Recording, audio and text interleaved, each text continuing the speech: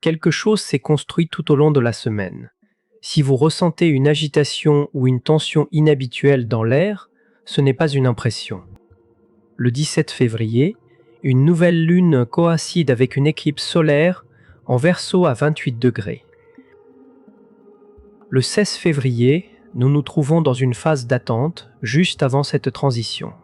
C'est un moment de pause, marqué par la conscience qu'un changement est imminent, sans pouvoir encore en définir la nature exacte.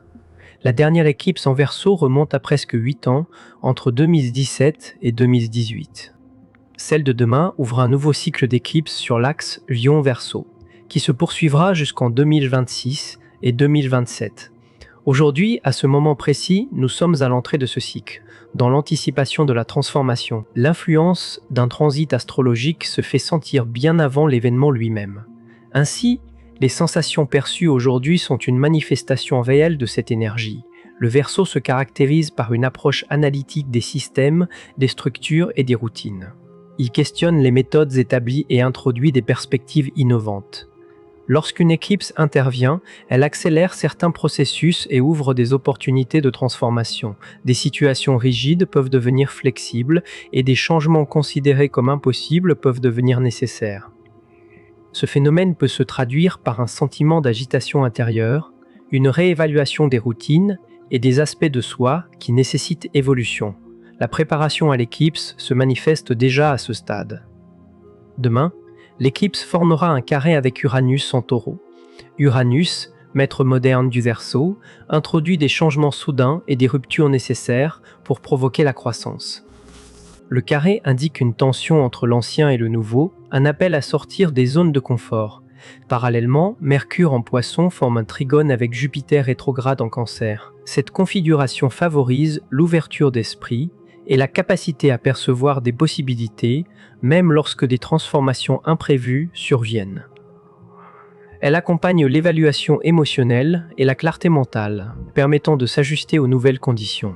Saturne est entré en Bélier le 13 février et la conjonction avec Neptune à 0 degré en Bélier est prévue le 20 février. Cette rencontre entre structure et idéal crée un moment de pression, invitant à transformer des visions en engagements concrets. Les changements à venir nécessitent d'évacuer les blocages existants avant de pouvoir avancer. Ce soir, le 16 février correspond à la Mahashivaratri, particulièrement observée en Asie. Cette nuit est reconnue comme l'une des plus puissantes sur le plan énergétique dans le calendrier yogique. Elle précède la nouvelle lune et l'éclipse solaire de demain, créant une corrélation temporelle significative. Shivaratri signifie la nuit la plus noire, juste avant la nouvelle lune. L'énergie de cette nuit atteint son pic, coïncidant avec l'ouverture du portail d'éclipse le lendemain matin.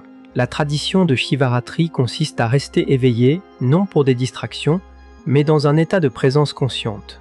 Maintenir la colonne vertébrale droite favorise le flux optimal de l'énergie vitale.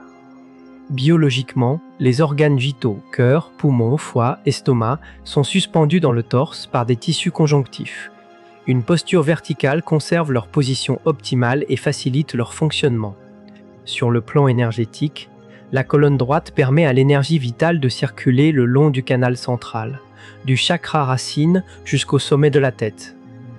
Une posture inclinée ou horizontale entrave ce flux.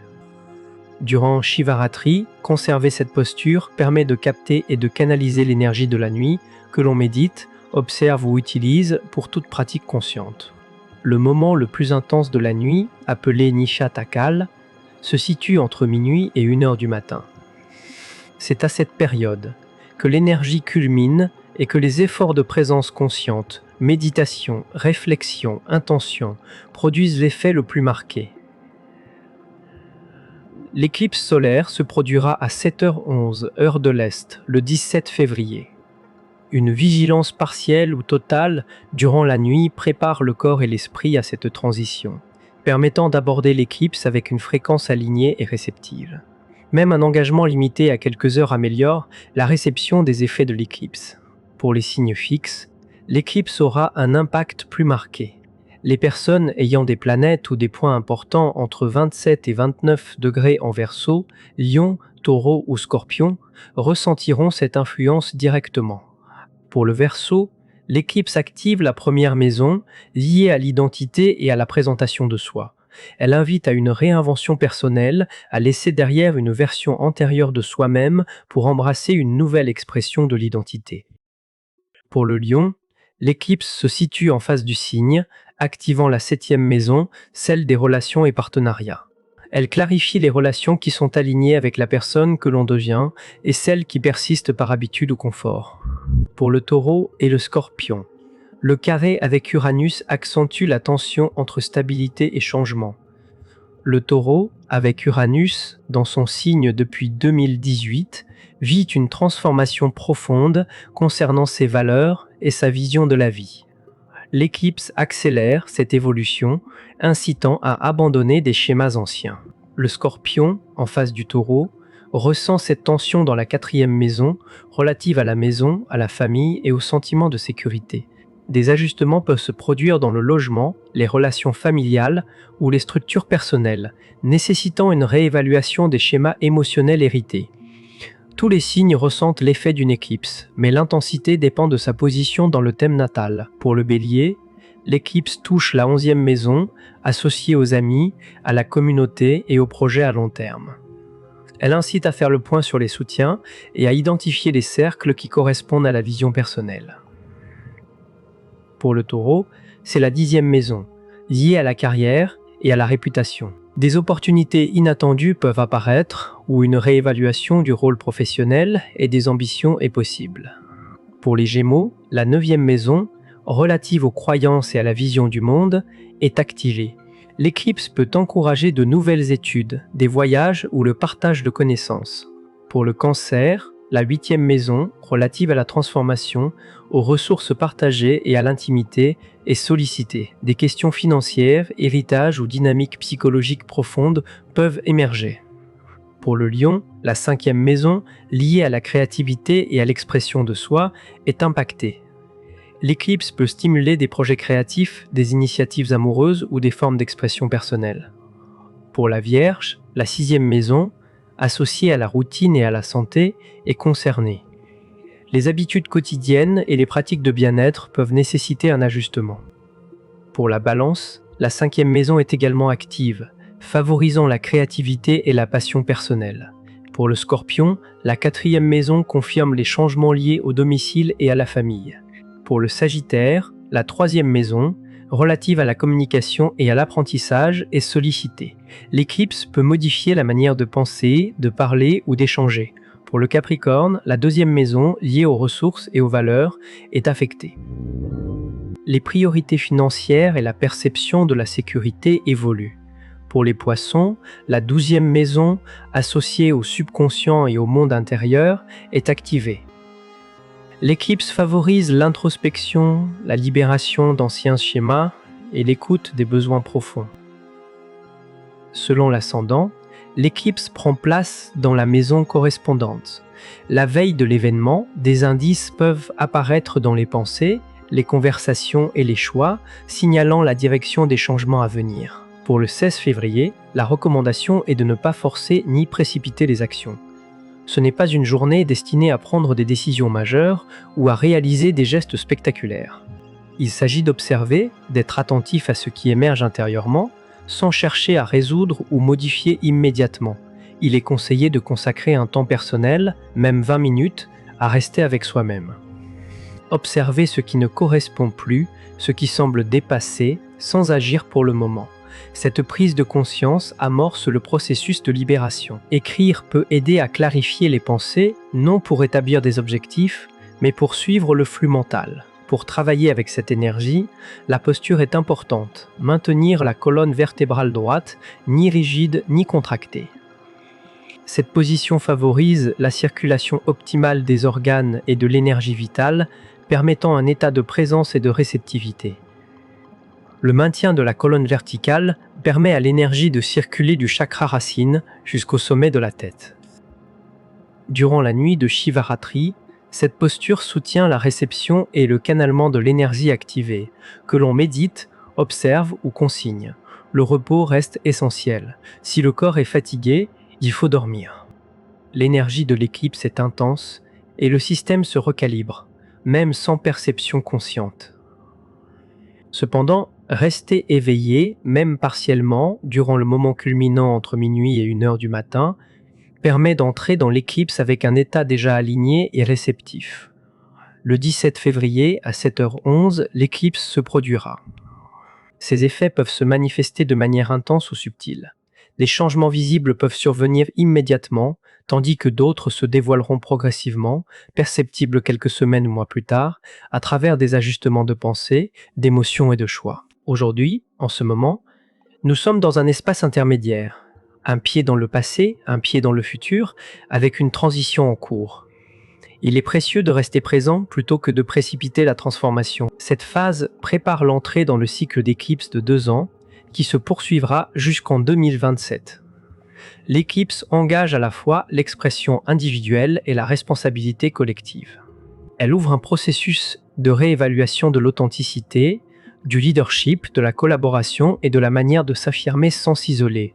Il est normal de ressentir de l'anxiété ou une certaine agitation. Les transitions génèrent toujours un sentiment d'incertitude. Même lorsqu'un changement est nécessaire ou positif, le système nerveux réagit à la nouveauté et à l'inconnu. Certaines personnes peuvent ressentir excitation ou énergie accrue, une anticipation liée à la transformation en cours. Il est également possible de combiner ces deux états, la peur et l'enthousiasme, la résistance et l'ouverture. L'énergie du Verseau ne vise pas à provoquer le chaos. Elle cherche à repenser les systèmes, à identifier des structures plus efficaces et alignées avec la réalité. Les changements observés ne sont pas aléatoires, mais font partie d'un processus de mise à jour et de réajustement. Cette période implique la suppression d'éléments obsolètes et la transformation des schémas familiers. Elle prépare une version de soi plus fluide, plus claire et mieux alignée avec l'identité réelle.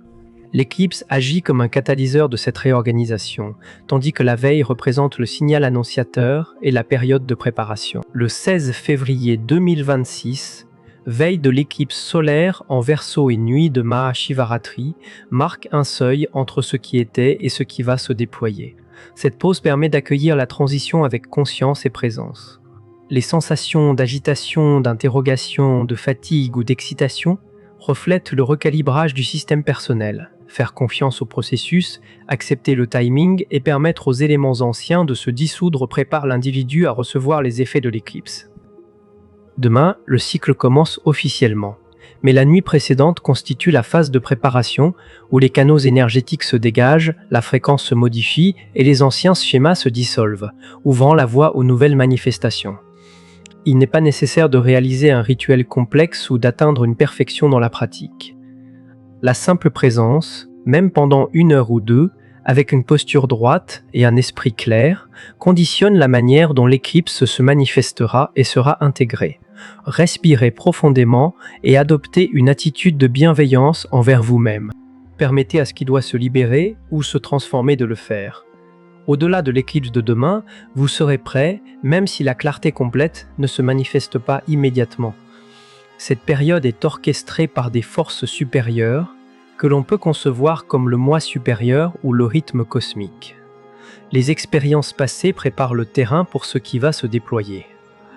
Les événements et changements ne se produisent pas contre vous, mais à travers vous et pour vous. Vous n'êtes pas simple spectateur de ces forces cosmiques, vous êtes un participant actif, un co-créateur de votre expérience. Plus vous abordez la transition avec conscience et intention, plus vous pouvez influencer la manière dont cette éclipse agit dans votre vie. Le message principal à retenir pour demain est la présence et l'ouverture. Maintenez, si possible, une posture verticale ce soir, même pour un temps limité. Permettez à l'énergie de circuler et à l'activation de s'opérer. Faites confiance à votre position actuelle, vous êtes exactement là où vous devez être. Prenez soin de vous aujourd'hui et durant la nuit. Reposez-vous si nécessaire, observez et réfléchissez si cela vous est utile. Restez attentif à ce qui émerge en vous. L'éclipse de demain interagira avec ce que vous aurez préparé et conscientisé, et son influence sera plus claire et plus constructive.